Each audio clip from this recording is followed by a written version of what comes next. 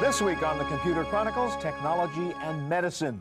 We'll show you how to use your PDA to monitor your health and make sure you're following doctor's orders. We'll take a look at Medscape, a new way for doctors to manage your health information so they can spend more time taking care of you. We'll show you the latest in robotic surgery, bringing together doctors and patients at opposite ends of the world. We'll take a look at a new website called yoursurgery.com, designed to help pre-op patients understand more about their upcoming operation. And we'll look at the latest medical simulators, which help young doctors learn without endangering real patients. Plus, my pick of the week, a terrific palm application that will help you stay healthy. Technology and medicine coming up next on the Computer Chronicles. Computer Chronicles is brought to you by the Oracle Small Business Suite, one completely integrated application that helps make it easier to run your business, including accounting, sales and service, your web presence, and more. Additional funding is provided by PC to PC, the online migration service from PC First, moving files, applications, and preferences from your old computer to your new one.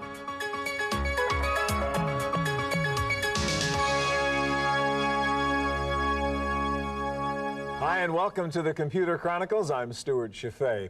While the dot-coms and the telecoms are slumping right now, one part of the high-tech business is booming, and that is technology applied to healthcare and the practice of medicine. From the Human Genome Project to robotic surgery, the real new frontier for computer technology is the medical field. And today we're going to begin a special two-part series on technology and medicine, and we're going to begin with a look at an innovative way to use a PDA to manage health problems. Here to show us Health Engage is Sharon Pizer of FireLogic. Hi, Sharon. Nice to be here. Okay, so as I said, this is really a PDA application, right, which you would run on your visor or We your do palm. PDA, internet, desktop, PCs, Macs, whatever you got. As we we pretty talk much about, I mean, run. this is a handy form factor too. Absolutely. But we're going to demo on a computer because it's a lot easier for everybody to Yes. see. So let me ask you, first of all, the product is Health Engage. What does it do? I mean, what do I do with this as a consumer? Basically, the company that we are is called FireLogic. We Okay. make a product called Health Engage. Health Engage is kind of our health product data management. We are a data management, data collection, data visualization In specific company. terms, what does that mean? I know that one we're going to look at deals with people who have asthma, Health Engage asthma. This is Health Engage asthma that I have to demonstrate for you. So if I'm an asthma patient, what does this do for me?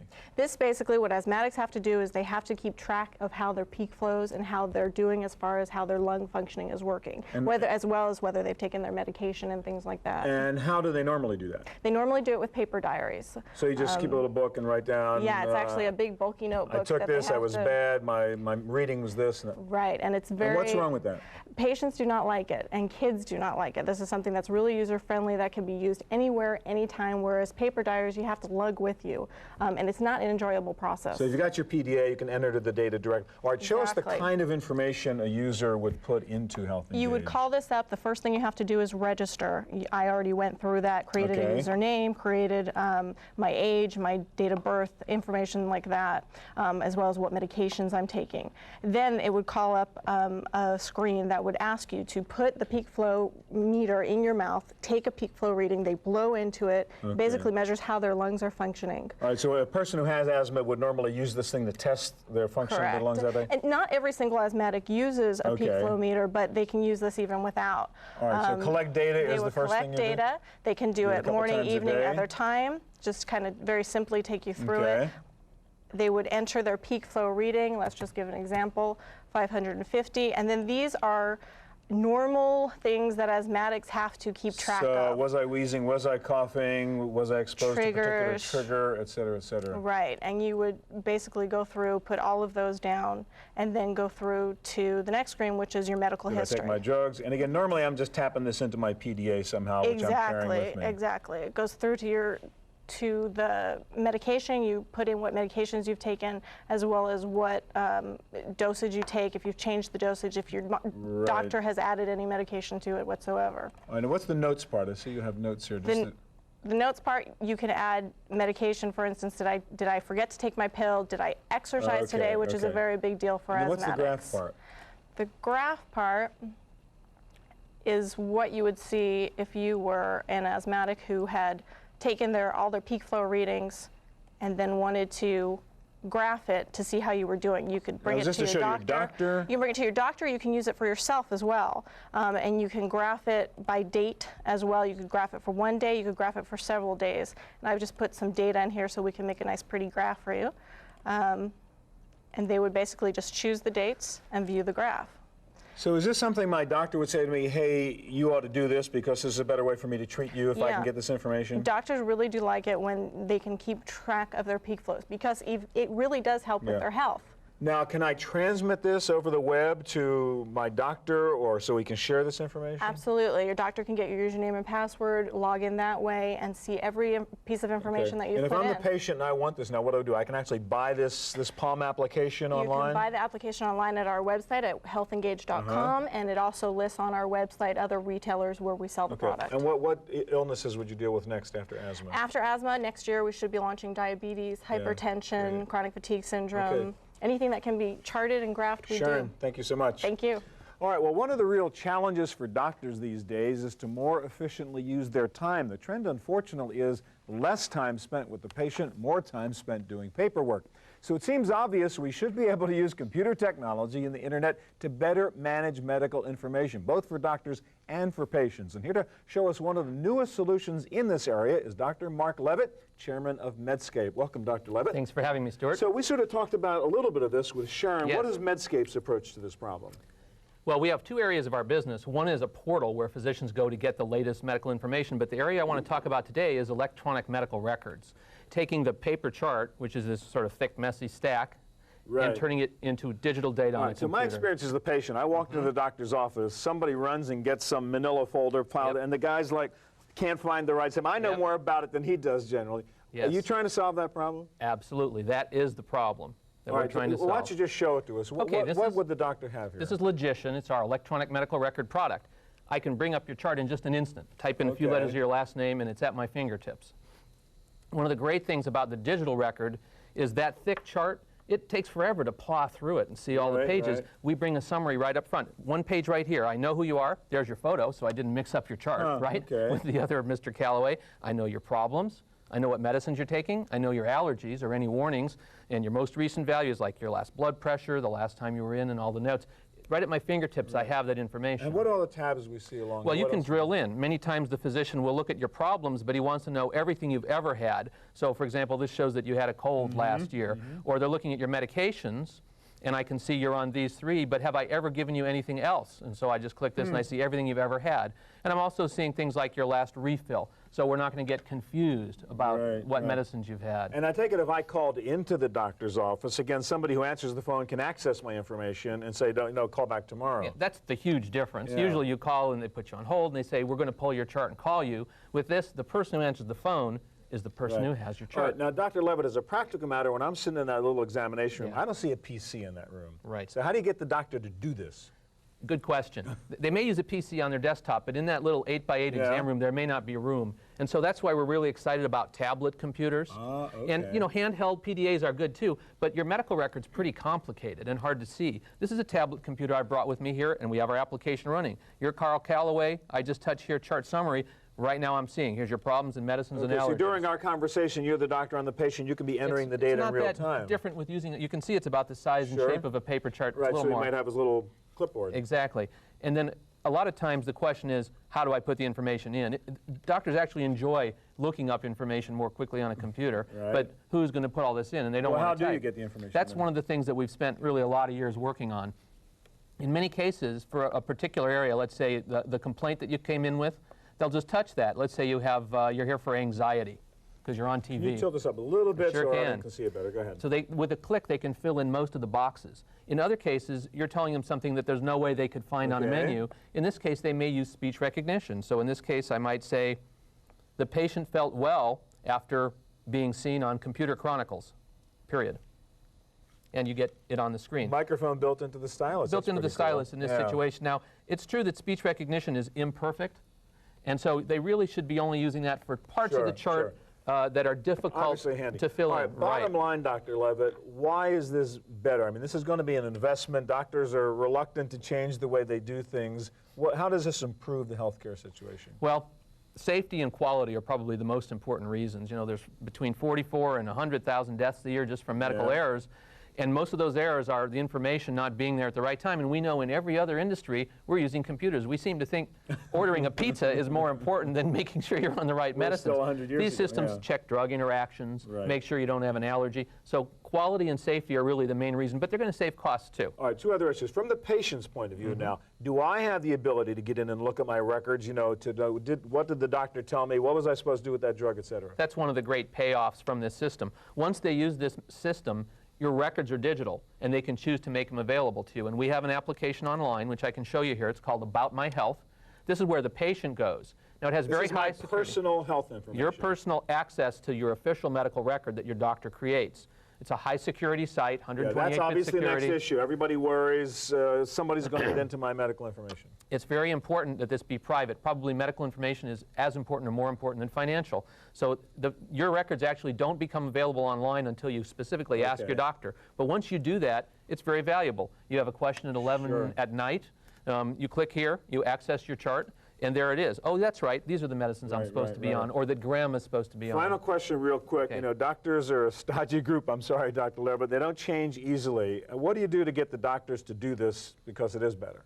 Probably nothing I could do would actually cause that to happen, but what's happened is the internet. I got to do it as the patient. You go in there with your stack of printouts, and suddenly the doctor realizes, I'm behind the times, I'm going to need to use digital. And doctors are going to the internet now because they use it for other purposes, so that really changed everything. Doc, get with it. That's right. All right, thank you very much, Dr. Levitt. Well, one of the problems with the practice of medicine, surgery in particular, is that the best doctors for dealing with a particular problem may be far away geographically from the patient needing that expertise. One amazing solution to this kind of old-world physical problem is remote-controlled robotic surgery.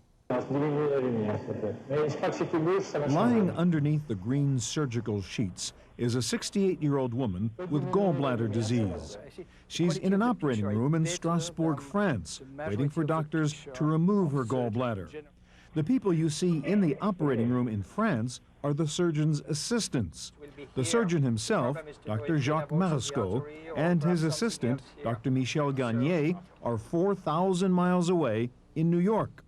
This is the first time ever that a complete surgical procedure has been performed on a human being using telesurgery. It's all made possible by the new Zeus robotic surgical system developed by Computer Motion of Santa Barbara, California. The input controllers in New York are connected to the actual surgical instruments in France through a transatlantic fiber optic network provided by France Telecom. Surgical robots have been used for several years now, but this is the first time that the surgeon and the robot were not only in different rooms, but in different countries. The surgical robot has 3 arms, 2 to hold instruments and 1 to hold a video camera, which acts as the eyes of the surgeon. Robotic surgery not only solves the problem of distance, but many surgeons believe using robots is a better way to do surgery, allowing more precise movements, since the robotic arms filter away the slight vibrations of the actual doctor's hands. And the surgeon himself can be in a more comfortable position rather than being hunched over the patient. A network setup like this one obviously requires a high-speed network to avoid latency. In this particular operation, the latency between the doctor's movement in New York and the movement of the robotic arms in France was only 155 milliseconds. The gallbladder operation was completed successfully, the patient recovered in 2 days, and the U.S. Federal Drug Administration has now approved the use of the Zeus robotic surgical system for laparoscopic and thoracic procedures in the United States.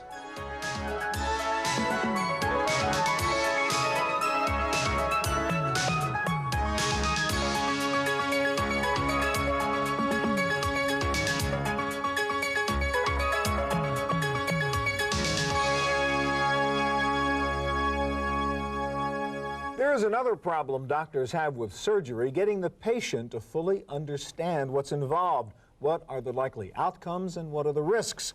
One innovative way of improving the communications between surgeon and patient is a new website called yoursurgery.com. Dr. Harold Portnoy is Chief Medical Officer and editor of the site. Welcome, Dr. Portnoy. Thank you. Let me ask you about the site. Now, what problem are you trying to solve with this website?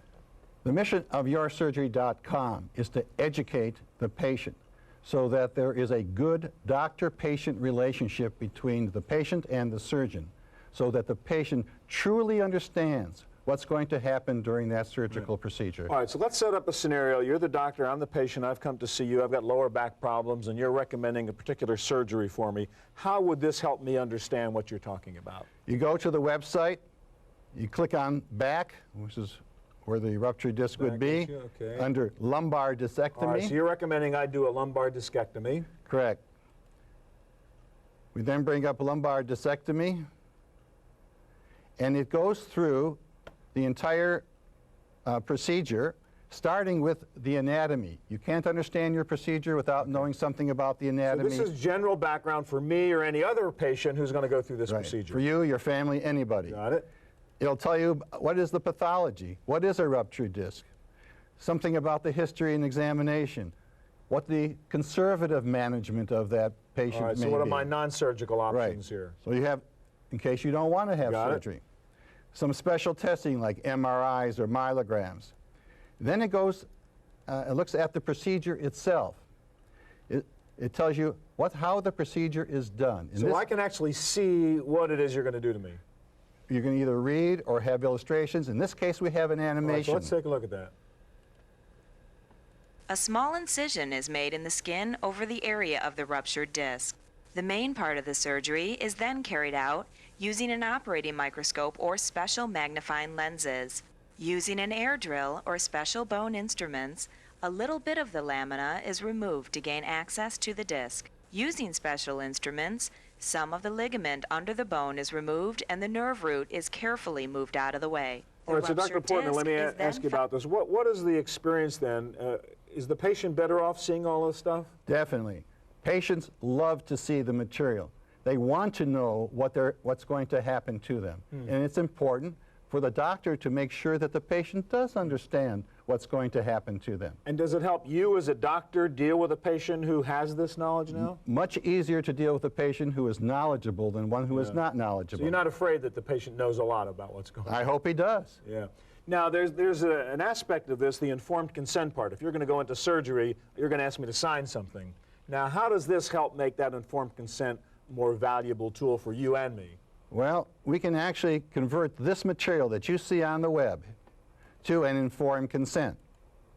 An informed consent is that piece of paper that you sign when you go into the hospital. It says the doctor so-and-so can perform that. And I know what I'm getting into. Right. And most of the time, complain afterward. Yeah, and most of the time it doesn't say anything. It says sign here. It says sign here. Yeah, right. So we'll put in a name here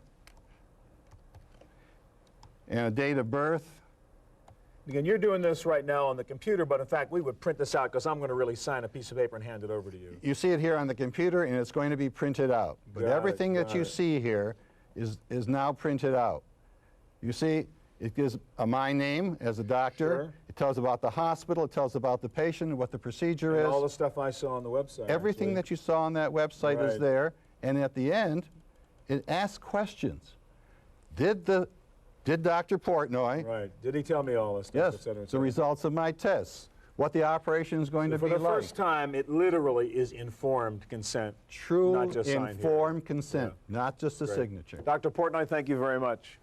Well, one of the more fascinating challenges for doctors in training is to practice their skills without endangering human lives, kind of like an airline pilot who needs to know how to handle an emergency without having to actually crash an airplane.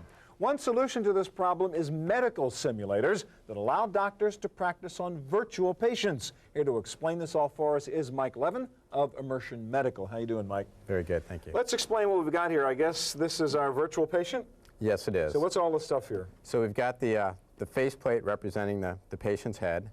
We've got the virtual body, which includes some actuators and sensors to track the scope So when throughout we the procedure. do stuff to this patient, it's going to feel it, and we're going to get feedback and so on. Exactly. And then there's a computer simulation behind it that takes our motions and manipulations, converts them to the image and the realistic physical So effects. we're running off a PC. Exactly. And here's your keyboard, et cetera, et cetera. All right, Yeah. now what's the scenario? What procedure are we going to practice here? We're going to be performing a bronchoscopy. I would be looking for a suspicious mass in the chest that could be a tumor. We'll need to take a biopsy of that and send it off for analysis. Okay, so let's say you're a med student right now learning how to do a bronchoscopy. Would that be a fair situation? Exactly. And what do we have up on the computer right now? So you start the procedure by describing the case history of the patient. In this case, it's a 61-year-old female who has a long history of smoking and is complaining of shortness of breath.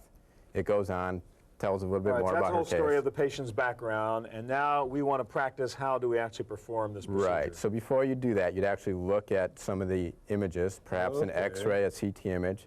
You can see here there's a suspected mass in the right bronchi. Okay, got so it. that's our goal, is to go down there and take a And look at actually that. see it for real in the patient. Exactly. Okay.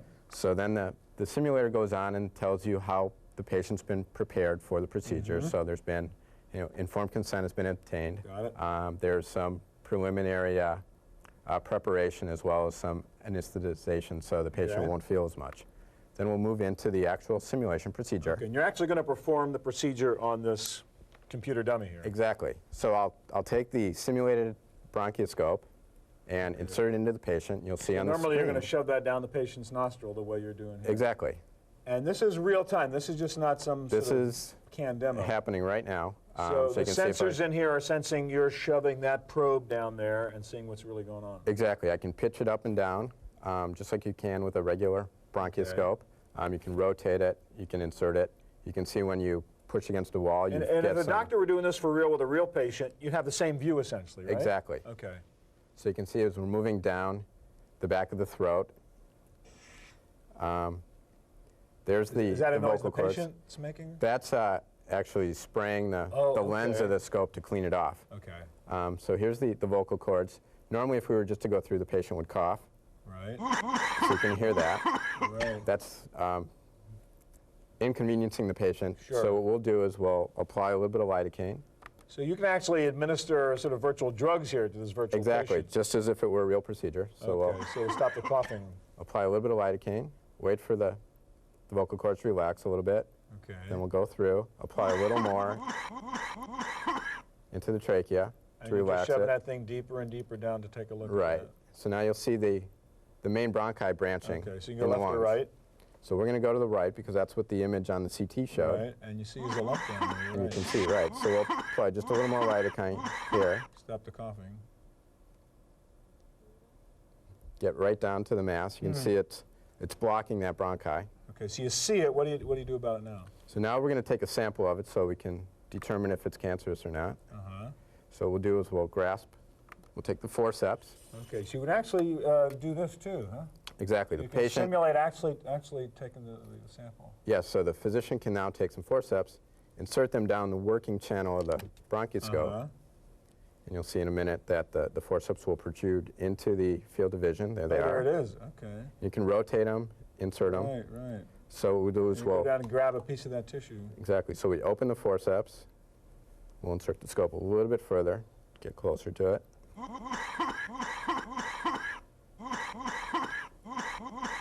And then we'll insert the forceps, grasp a sample, pull it out. You see the screen Turn red. turns That means red. the patient's bleeding, I take it, at this Exactly. point? Yes, you- We'll withdraw the Sure. sample, send it off to the lab for analysis. Oh. Then we'll apply a little bit of epinephrine to the area to help the healing. Okay. You start to pull that out. I hope we'll so. pull it Poor out. guy's coughing a lot. Yeah. Clean the screen off a little bit. Okay. And the patient stopped coughing. We could go down and look in the other bronchi if we so choose. Yeah. Make sure that's clear. And this is, I mean, this looks real. Like it was a real patient. Yes, it's the goal is to make it as physically, Sure. visually, For and the doctor. haptically Not, realistic. not injure a real patient. Real quick, last question. What other procedures might this apply to besides a bronchoscopy? There's several procedures, including flexible sigmoidoscopy, colonoscopy, vascular access, Yeah. such as IV needles, and That's great. also several cardiovascular procedures. Mike, thanks very much. You're welcome. Thank you. All right, that's it for our look at technology and medicine. Don't go away. Next up is my pick of the week, a simple way to use your PDA to stay healthy. I'll be right back.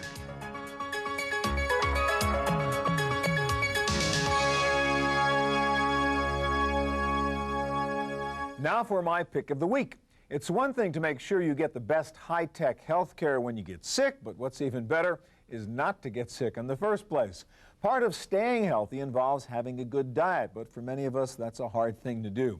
Now there is a nifty little handheld application called Diet Log for the Palm Pilot that makes it a cinch to keep track of both your diet and your weight. Just enter the foods you eat each day by selecting them from the comprehensive food database that comes with the program. It's very easy to do, and you can customize or add special foods, then analyze what's happening. Let me show you.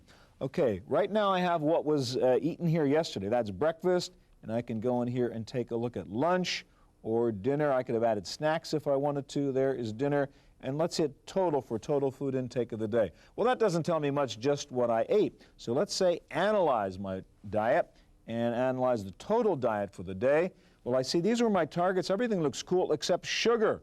229% of the sugar I should have consumed for that day. So I want to figure out what's going on there. So I say, let's take a look at what I ate and sort it by sugar content. So I go in here into sugar, and it looks like, whoops, Pepsi 40%, cookie 15%. It looks like at lunch was the culprit meal. If I take a look at lunch, and it says, you bet, 123% of my sugar was consumed in lunch alone. So, as you can see, this is very easy to use, very cool, and very revealing. Diet Log also comes bundled with a nice little free add-on called Weight Log, which helps you track weight loss and charts your progress for you. Both applications are small files. They download quickly, they install easily, and you can try them for free for 15 days at healthetech.com.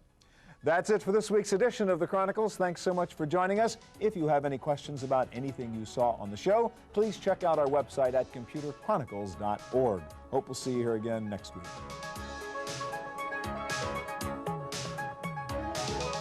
Computer Chronicles is brought to you by the Oracle Small Business Suite, one completely integrated application that helps make it easier to run your business, including accounting, sales and service, your web presence, and more. Additional funding is provided by PC to PC, the online migration service from PC First, moving files, applications, and preferences from your old computer to your new one.